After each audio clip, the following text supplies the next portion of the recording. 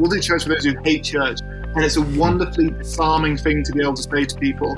I was at a party recently and someone said, "Oh, what do you do?" And I said, I work for a church, I'm a pastor. And they said to me, "Why? You're such a nice guy. Why would you do that?" So he said, "Oh, I hate the church." And I said, "Oh, well, do you know what? We're the perfect church for you then, because we do church for those who hate church." And he came along.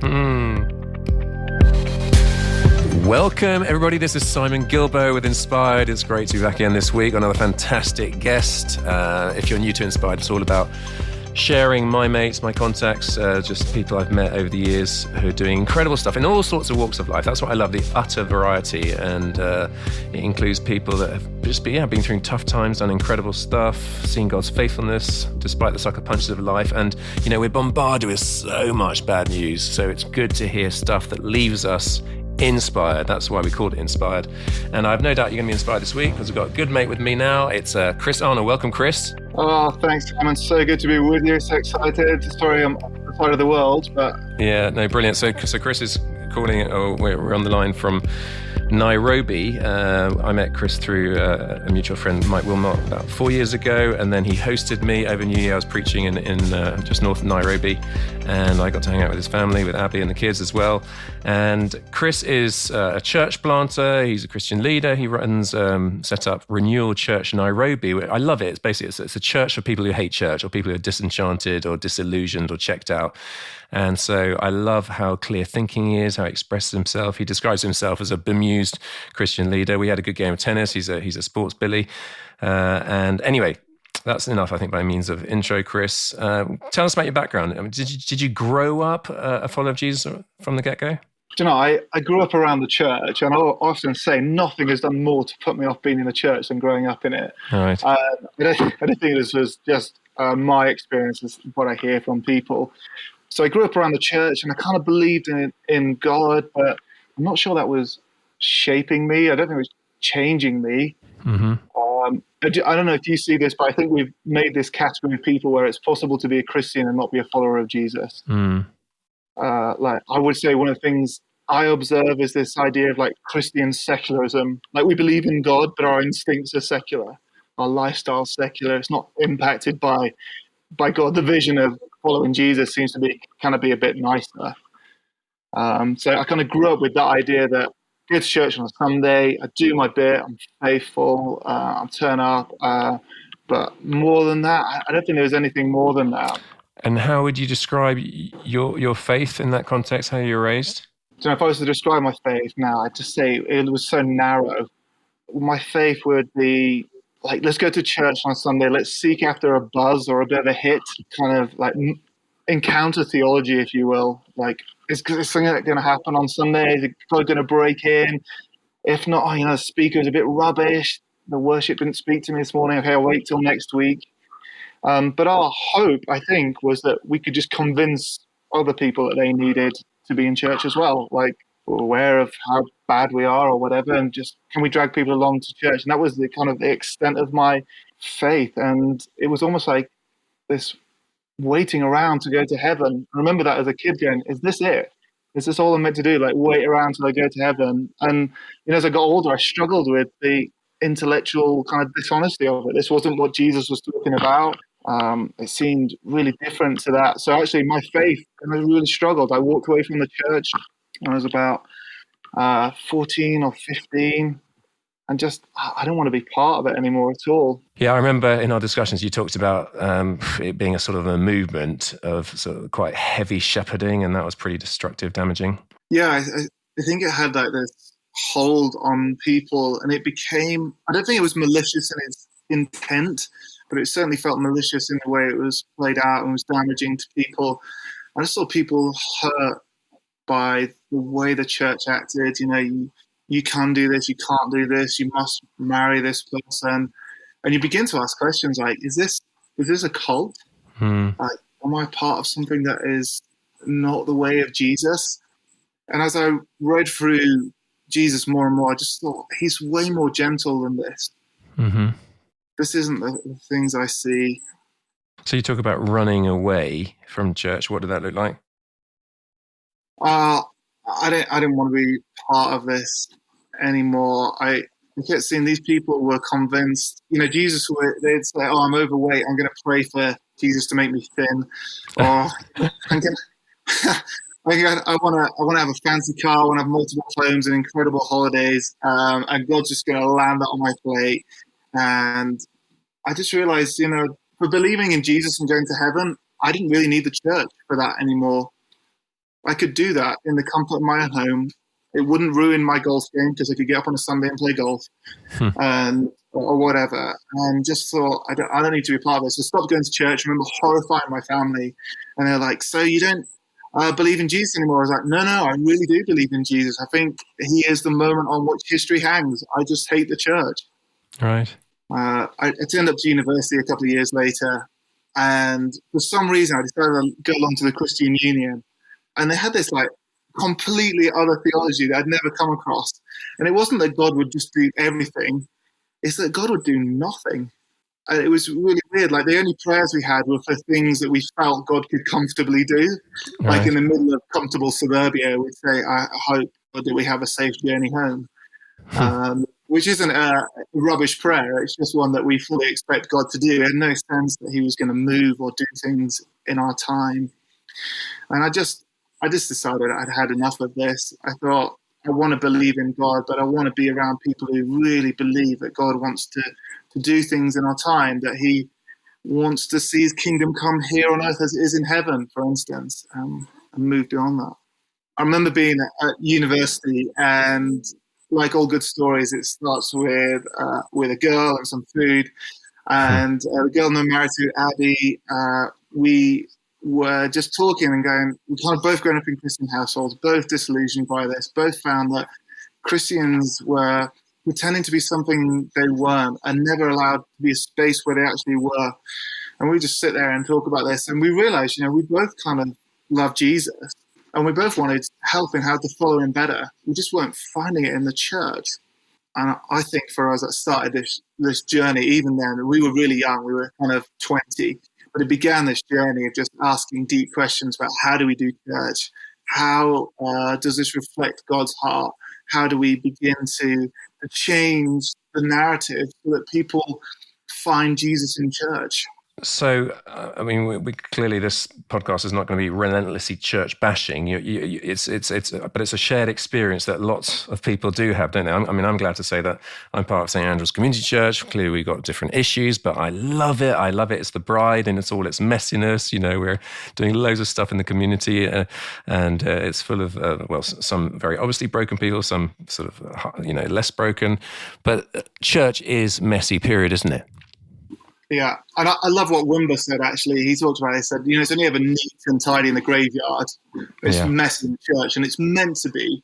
And I think that the challenge we have is not to avoid the mess, but to embrace it and get into that and say, all right, let's tackle this head on. Let's be messy and go for it. And, there are lots of brilliant expressions of church. I think one of the things I struggled with is it felt like church globally, the whole world over, was designed for people who already love church.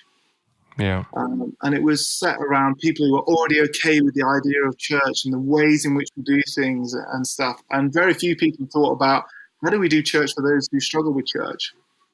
Yeah. How do we do church differently? And think about it for those who are going to feel like they're on the fringes. Just little things like when people say, oh, well, we all know this passage, or we all know what God has to say about this. And there are people sat there going, I don't really know, actually.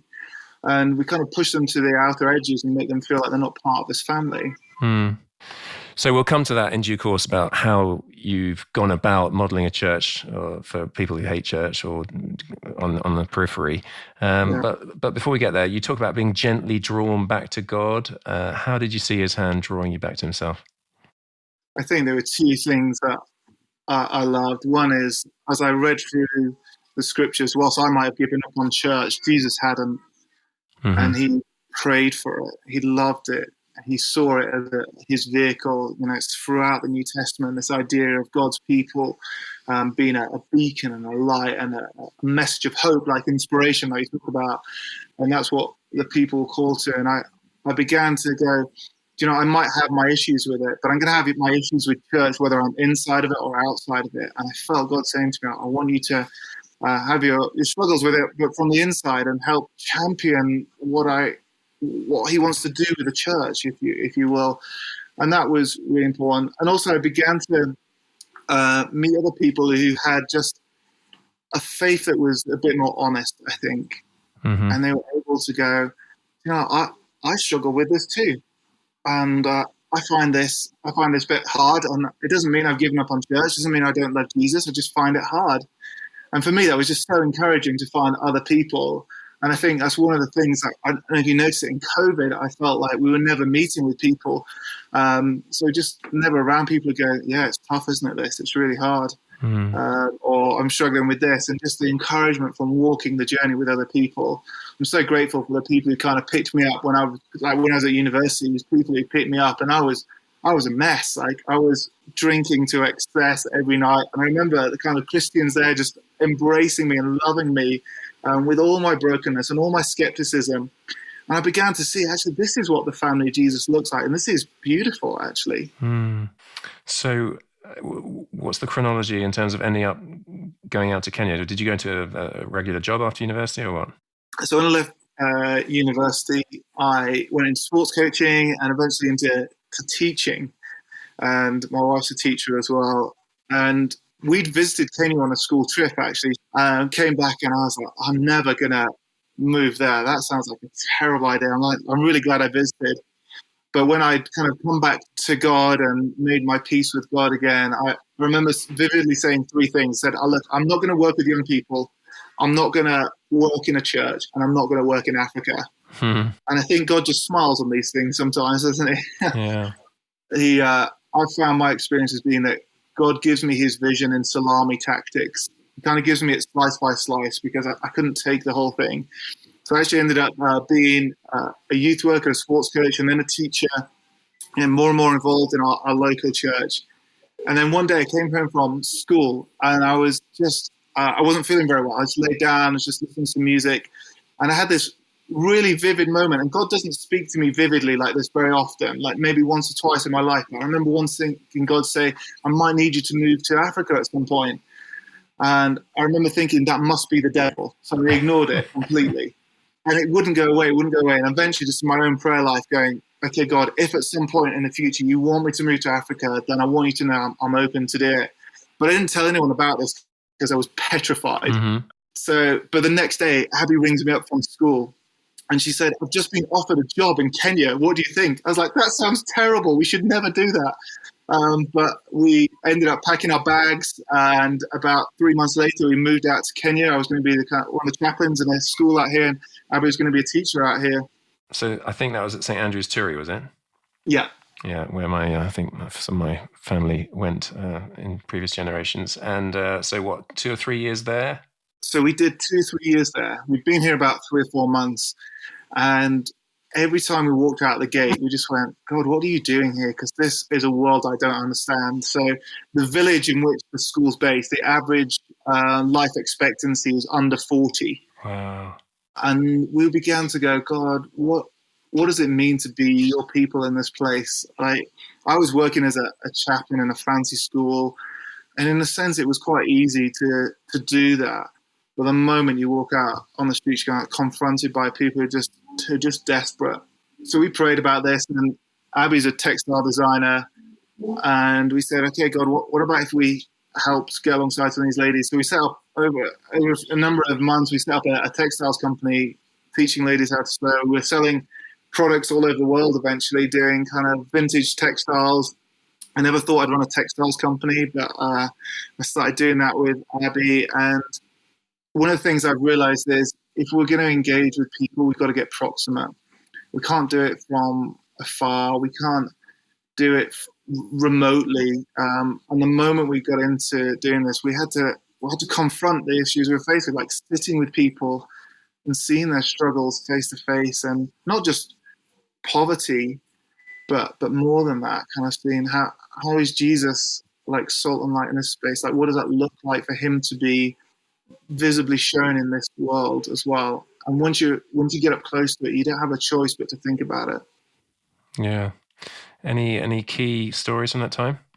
I remember Abby saying a lady had approached her and asked her if she'd teach her to sew. And Abby said, yeah, sure, I can teach you how to sew. In fact, we'd like to maybe teach her to make some things that you could sell. And so anyway, this lady was invited to our house, and we had this knock on the door, and there were 15 women there who were like, we'd like to learn to sew as well. And so they kind of got welcomed into our house. And I remember going, I have no idea what to do, so I'll be very British about it. I'll go make some tea. And I went and made some tea for all these ladies. Abby sat there and taught them how to sew. And it just began this wonderful journey. And we had no idea how we were going to afford it. We didn't get paid particularly well. We didn't have access to all these things. And one of the things I saw so clearly in that time is if God just plants something on you, if you just keep taking one step in front of you, then he reveals the broader picture as you go. Yeah. And it was so wonderful to see just provision coming out of nowhere. Like we had people just turning up saying, hey, we've got a sewing machine. Would you like it? We had companies ringing us up out of the middle of nowhere going, we heard you set up a sewing project. Would you mind doing this collection for us and stuff like that? And just a way in which we were able to change some people's lives. And at the back of it, we couldn't do it forever. We did it for about 7 years. Back of it, all the ladies we've worked with are now in full-time employment, and it's changed the narrative for them. They're able to send their kids to school. They're able to put food on the table. They're able to change the cycle of desperate poverty. Love it. And so what was the transition then out of that into planting the church? There's this narrative in the back of my mind that God might want me to work for a church. And I kept thinking about this, and I applied for a number of positions. And I'd wanted to leave Kenya. I wanted to be back home in England, and that's so I applied for this job. I remember clearly going across and was on my way up to the interview, and I met with a friend in London, and I poured out my heart, said, I'm applying for this brilliant job. I'm being interviewed this weekend. Would you pray for me? I told him what the job was going to be. And at the end of it, he just looked at me, and this is a guy, he's a straight-laced Anglican priest who, wouldn't say anything too scary to anyone. And he turned to me and said, I don't think God's done with you in Kenya yet. I remember being so horrified. I said, how dare you say that? And so I sat on the train going up north for this interview for the next 4 hours, just sobbing and weeping. And this poor woman next to me in the middle of like secular England, she sits next to me and goes, are you okay? I said, not really. I think God wants me to stay in Kenya. And she just looked absolutely horrified, and everyone in the train started to move further away from me. Brilliant. But, God just like stirred my heart. And by the time I got to where I was being interviewed, I had to turn to them and say, look, it's really nice for you to fly me here, but if you want me to be honest, I think God wants me back in Kenya. And I told Abby, she said, are you kidding? I'm literally about to step on a flight to England to join you for this interview, and you're telling me we're not meant to be there. And I said, darling, I think you were right the whole time. We should stay in Kenya. So anyway, we moved back to Kenya, and we had no idea what was going to happen. We were leaving the school. We felt called to move to Nairobi, the capital. And just one of those things where we kept saying, God, I don't know what you want to do, but we feel like we're meant to be here. Eventually, I had... I was hospitalized. I had a back issue, and we reached out to a local church and said, look, I'm in hospital on my own. Would someone come and pray? And it turns out this guy turned up and said, actually, we're looking for an associate vicar. Eventually, he said, an associate pastor, would you come and join our team? So I kind of joined the team, and that began my journey of just being involved in the church and working for the church and seeing the kind of narrative. And, I tell people in England, I work for a church in Kenya, they're like, that must be the easiest job in the world because everyone's a Christian in Nairobi. But the reality is it's not. The recent statistics show it's about 8% of people who go to church on a Sunday. So 92% of people don't go to church on a Sunday. But I think the illusion's almost more damaging because we're so immersed in Christianity around us that we don't see the lack of following Jesus. So because people play Christian music in shops, because everyone says, God bless you, we presume that things are all right, but you don't have to dig far beneath the surface to find out this is a deeply secular culture. So you worked for a while before being pushed out on your own, is that right?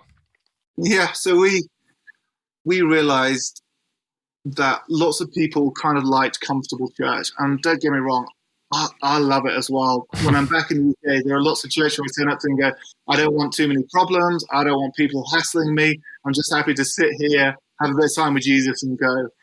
But we realized that was never going to be a safe space for those on the margins. And not just for those who were kind of in desperate poverty, but kind of on the margins intellectually, or because of their career choices, or because of the spaces they found themselves in. We just felt called to do church in a different way. Like I said earlier, you have to be pretty pro-church to get along with most churches.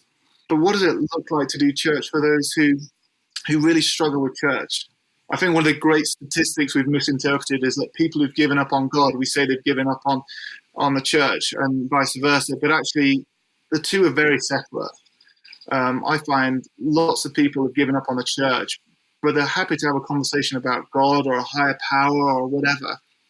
And we felt just called to set up something a space where they could connect with that. And it wasn't, for us, it was a case of how do we do light and dark spaces, not just light and light spaces.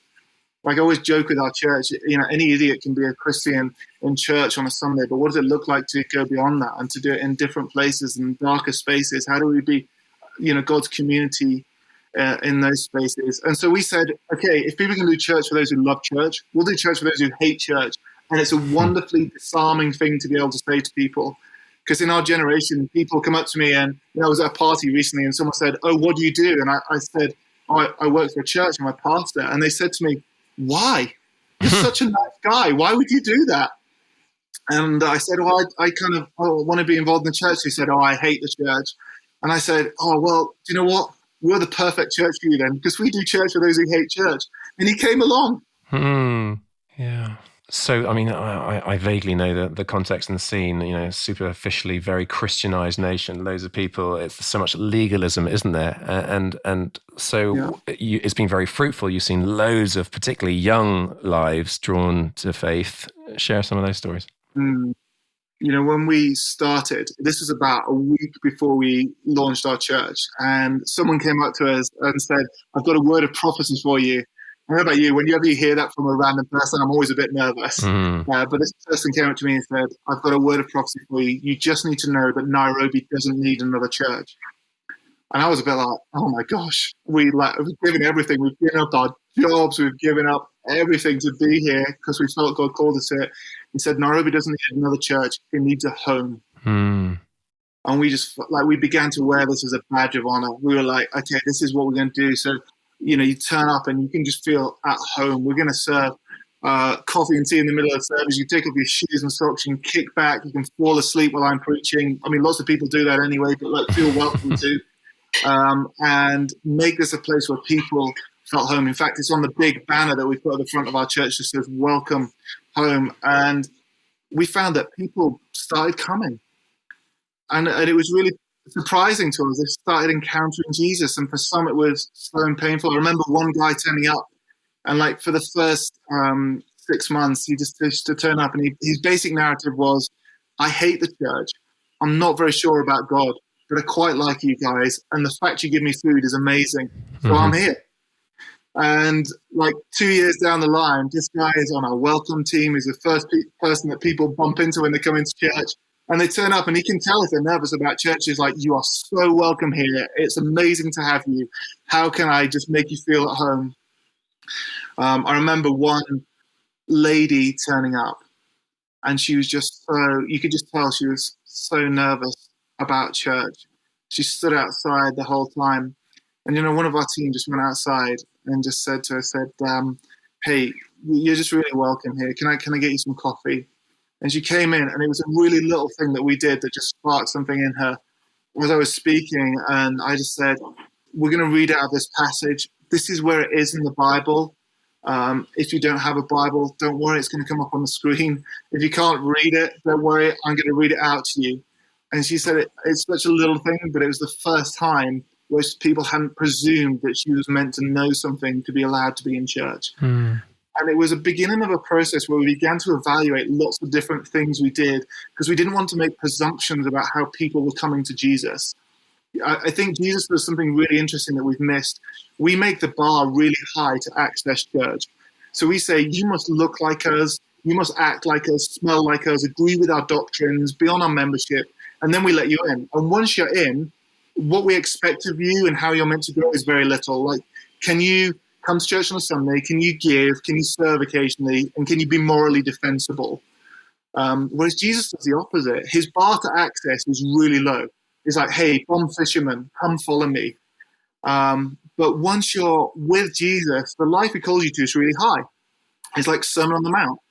But he recognizes it takes time in community and in the power of the Holy Spirit to become like that. And we just realized we'd flip this around the other way. And we sort of intentionally, how do we break these walls to access down? Not so we dumb down church, but actually so we allow people to encounter Jesus, they might become all that he wants them to be. Is it, would you use the language of belong, believe, behave? Do you want to dig into that a bit? Yeah, belong, believe, behave. I think we would add another B to that, actually. I would put before belong, I would put we bless people. So we just want to kind of bless people, love them. Even if they don't like us, it doesn't matter. Even if they don't want to come back to our church, that's fine. We're just going to bless you. And as part of that, we want to welcome you so that you are, belong in our church. And that doesn't matter how old you are, how good you are, how Christian you can be or whatever. Just this is a place to be, and it's a place to be family. But Jesus doesn't stop there. We see him say, all right, this is about something that changes in you, not for necessarily his sake, but for our sake. How are we becoming more like Jesus, more like what he's called us to be? Mm-hmm. And that changes our actions. And often we want to reverse those things, don't we? You must see it as well. Like often we're like, you gotta behave like us before you do anything. Mm. And I just think it's a damaging narrative. I see when Jesus talks to the Pharisees, it's like, woe to you Pharisees, you place burdens on people you're not even prepared to carry yourself. And the expectation we have on people coming into our church, whether spoken or not, is that they have to act in a certain way. I remember just one small story, and it might seem insignificant in the kind of British context, but in Kenya, where these things are a bit more taboo, someone came up to me and said, I have a tattoo. Is it okay to come to your church? I said, could you just go talk to my wife and ask her to show you her ankle? And Abby has this wonderful tattoo on her ankle. It's actually her fabric design that she has emblazoned on her ankle. And he just couldn't believe that this was a space where he was able to express who he was and still be welcome and be part of what was going on. Yeah, beautiful. Hi folks, most of you know this podcast comes out under the auspices of Great Lakes Outreach, which works in Burundi, according to IMF figures recently, still the hungriest and poorest country in the world. Now, we do lots of beautiful things. I love the story recently of a leader who resisted going into prostitution and had a pair of scissors, did some hairdressing, could hardly make ends meet, but with a £7 loan, that's like $8.50, she was able to buy a few hair products, which enabled her to just get a higher margin on her hairdressing. And she has now paid back that loan. She managed to buy a pig, and more recently, on the back of paying back the loan, we've given her a bigger loan, and she's rented premises as a proper hair salon. I love that. £7 stopped her going to prostitution. The whole community now honours her as a woman of stature for not having gone down that path. £7, $8.50, literal game changer. We got lots of those stories. If you wanted to support our work out there, if you're loving the podcast, as many of you are, then you could just give whatever a month. It'd be beautiful. That's greatlakesoutreach.org/inspired. greatlakesoutreach.org/inspired. Any sum would be beautiful. Anyway, let's get back to the podcast. I know in pioneering, you need to see God's financial provision. To me, I always find it very inspiring, the sort of financial miracles. So share a few of those. So we stepped off staff to come to plant this church. And I remember telling Abby, I said, darling, you know how we didn't get paid very well? And she said, yeah. I said, well, we're about to get paid even less. We stepped aside. We had no idea where our next paycheck was coming from. And we had about 6 weeks of savings that we could live off. And for some reason, that 6 weeks of savings lasted about 4 months. And it wasn't through meticulous planning, so I'm not very financially literate. But I'm glad that God is. And we had just the most incredible provision at the start, and it's continued in wonderful ways. Just little things. I remember we were sat there saying, okay, this is the last day we can drive our car because the insurance runs out tomorrow, and we're not sure when we're going to be able to pay for this again. And some guy in our church just rang up that evening, said, I know I haven't been around for the last few weeks. Hope you guys are doing well. I was just praying last night, and God just brought to me you guys' mind, and that I should pay for your car insurance. When does it run out? And I said, tomorrow. Can you pay for it? He said, absolutely. We were on our way to pull our kids out of school. They were in a little nursery. We couldn't afford to send them to nursery. And we've been rehearsing what we'd say to the kind of teachers at the school. We felt so bad, Not only we pulled our kids out of the culture that we understand. We're in the middle of Kenya, in Nairobi, don't know it, and we're going to say, guys, sorry, you can't go to nursery anymore. And we're driving to nursery, and my phone went, and I looked at it, I was like, oh, let me talk to this person later. I can't deal with this now. But Abby said, no, just answer. So I picked up the phone, and they said, we just felt called to say we'll pay for your kids' school fees. Oh, love it. Goosebumps all over. Come on. And when you see that God doesn't just care about the mission you're doing, he cares about the entirety of the family and all that goes with it. Yeah. And you just see God's hand over the entire family. And our kids, I grew up in the middle of Bradford. I went to a school in a council estate, and it was really rough. And I look at the school my kids go to now and go, wow, God, you really do care about us in incredible ways. It's so amazing. It's really crucial, isn't it? Because I know even right now you're going through a really tough time. And I could look back with similar stories and think, when things are rough and I'm tempted to quit, the fact is there are markers in the ground, like Abram built an altar to the Lord who had appeared to him in Genesis 12. You look back and you journal times when God has spoken, when he's made it clear, and then actually you can't quit, even though you're tempted to. Right. So be encouraged if you're going through tough times, guys. We looked at the story of Esther recently. The last couple of chapters of Esther are really clear about remember this day and celebrate on this day. Come back to it. And so we kind of have markers. And one of the things we do as a family when we have our Sabbath, and our kids are 6, 5, and 1, so it's not desperately holy.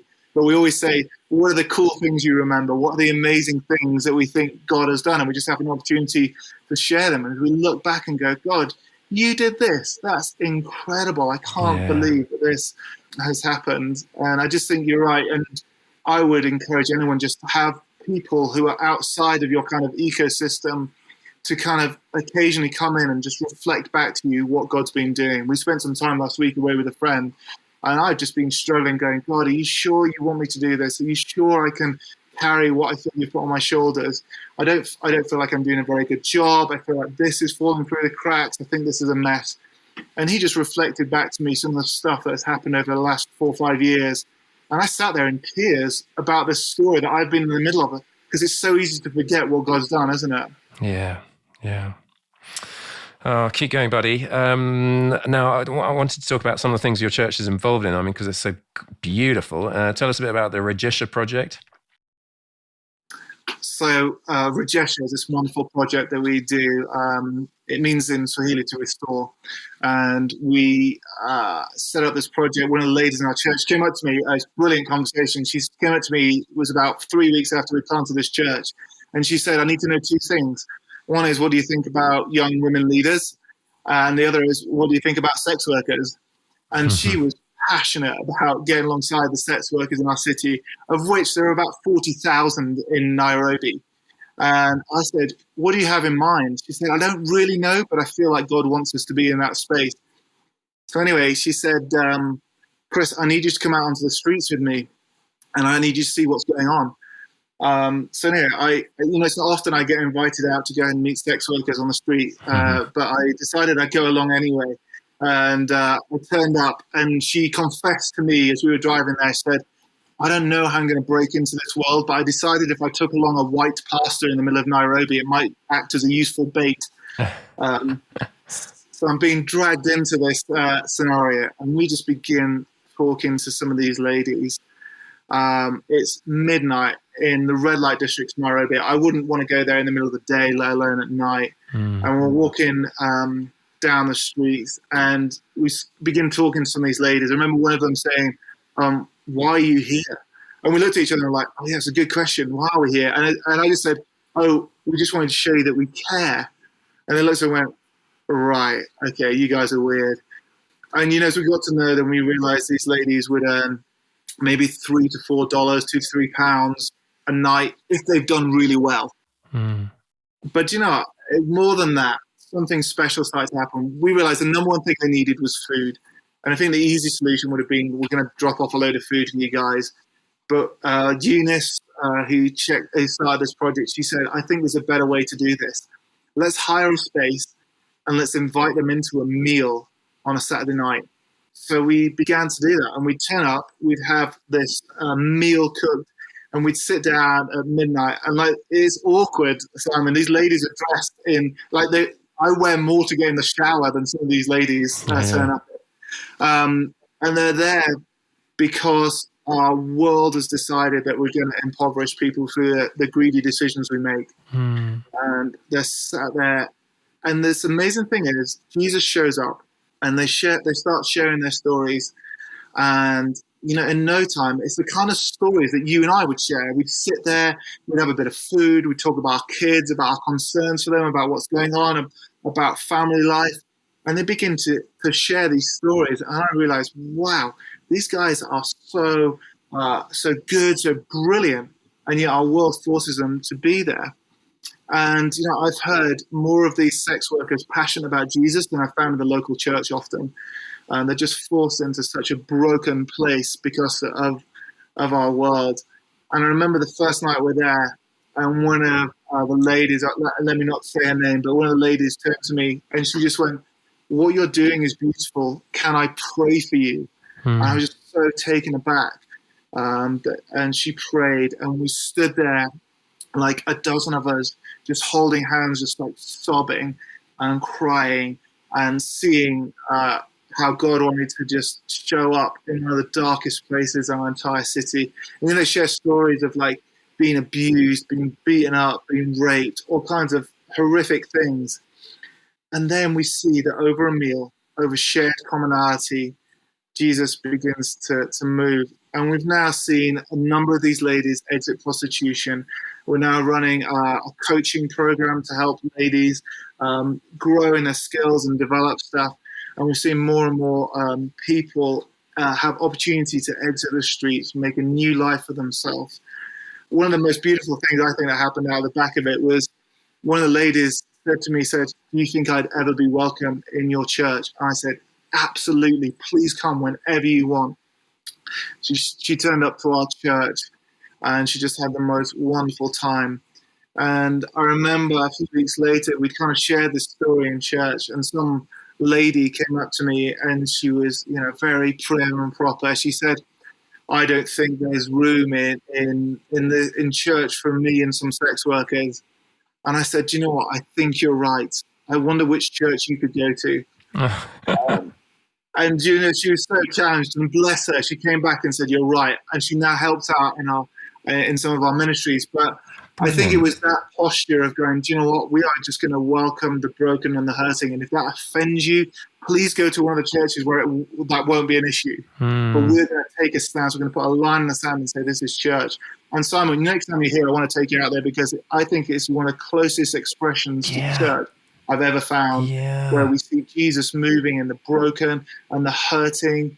And these ladies are like, I want to know how to follow Jesus. Yeah. And despite the horrors that the world has poured on them, they're chasing after Jesus. And as we get proximate and close to it, they're teaching me how to be a better Christian. Yeah. Yeah, no, I totally get it. We've done quite a lot of work with prostitutes as well in Burundi, and I would take friends to go and share, an encouragement. And quite routinely, whoever was sharing a word from the scriptures would just burst into tears, because it was a thin place. It was a place of such obvious vulnerability and brokenness and openness. It's like an open heaven. It's really special.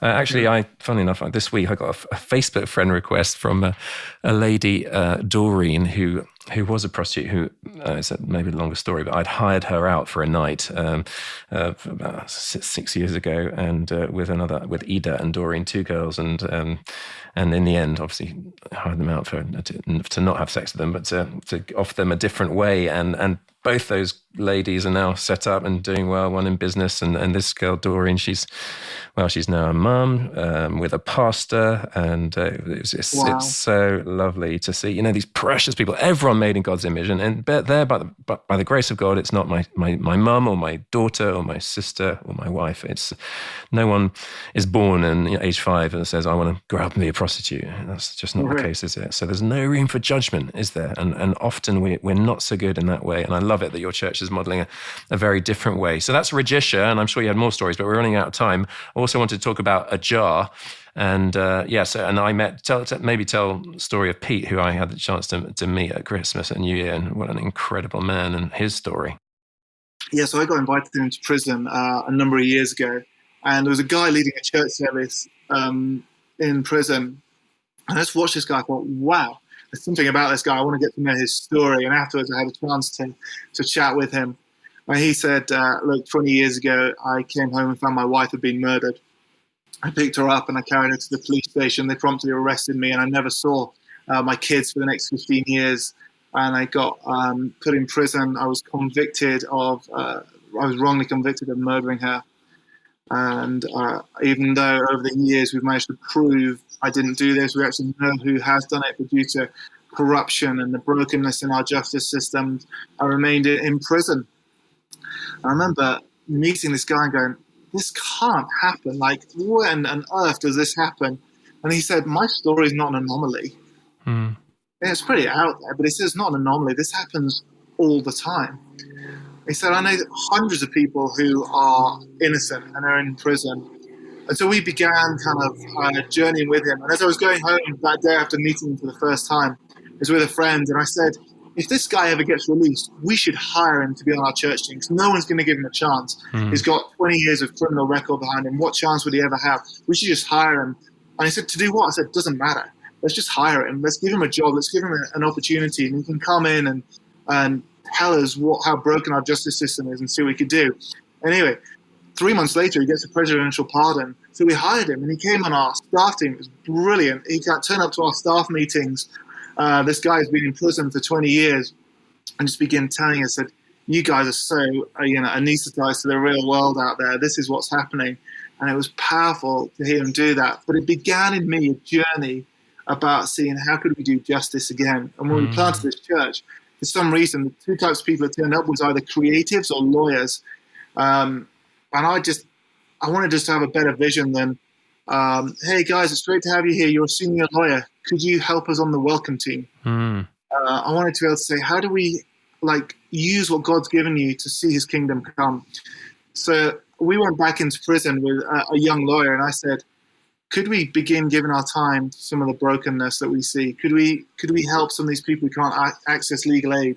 And as we dug into this, we realized in Nairobi alone, they reckon there are 10,000 prisoners who are in prison, not because they're guilty, but because they're poor, and they can't access legal aid, and they can't access bail.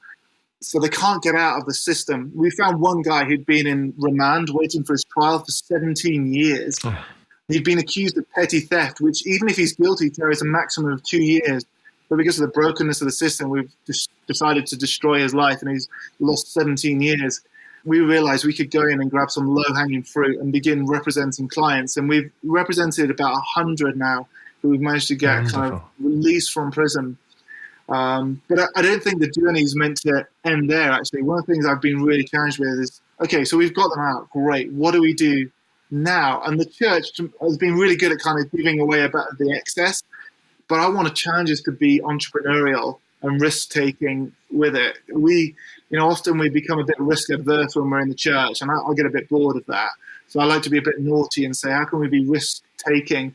So one of the things we want to do is start employing these people who are coming out of prison and giving them a chance, because if we won't give them a chance, we can't expect anyone else to. Yeah. So we're in the process of setting up a coffee shop in the middle of our area. I love coffee. I think the way we do coffee shows people we care about their eternal destination. And so we want to do really good coffee and employ some of these ex-prisoners, ex-inmates, give them a chance, give them skills, and get them back into a place where they have dignity and hope and opportunity. So that's some of the stuff we're doing with Ajar. Wonderful. Oh, mate. Listen, I love many things about you. One of them is that you are sort of authentic and honest about your own struggles. It's been really tough, hasn't it? How much can you speak into that? Do you know, there are moments, even in the last few weeks, where I've got up and said, God, I don't think I can do this. I'm too hurt. I'm too damaged. I'm not very good. And just coming to terms with my own frailty and humanity is really painful. And I think one of the things I've just been reminded of in the last few weeks, even just really recently, is that God doesn't want us to do this on our own. And I can be really guilty of kind of cleverly intellectualizing what I do, and being able to talk a good game and having brilliant phrases and whatever. But we need to find the presence of God again and again and again. Someone interviewed me. I was at a conference in South Africa recently, and I got interviewed at the start. They said, when did you give your life to Jesus? And I said, I gave my life to Jesus this morning. And they said, what? You're meant to be the speaker. I said, well, if I'm honest, I'm trying to give my life to Jesus every morning. I make this daily decision just to give my life to Jesus again and again. And actually, one of the things I've realized is that Jesus doesn't come to meet us in our hurt and our struggles. He's already there. And he's waiting for us there in the good and in the bad and in the nice and in the ugly. And that he longs for us just to be there. And, you know, whatever we're doing, all of us are called in different ways to do the things of Jesus. But even if that wasn't there, he would still love us. And that's the place we've got to act out of. I try and do good church stuff so I can get closer to Jesus. And actually, I'm going to get close to Jesus so I can do good church stuff. I've got it the wrong way around. And just being willing to be open and vulnerable in that, I think, has been really helpful for me, as painful as it is. That's very profound, brother. We appreciate that.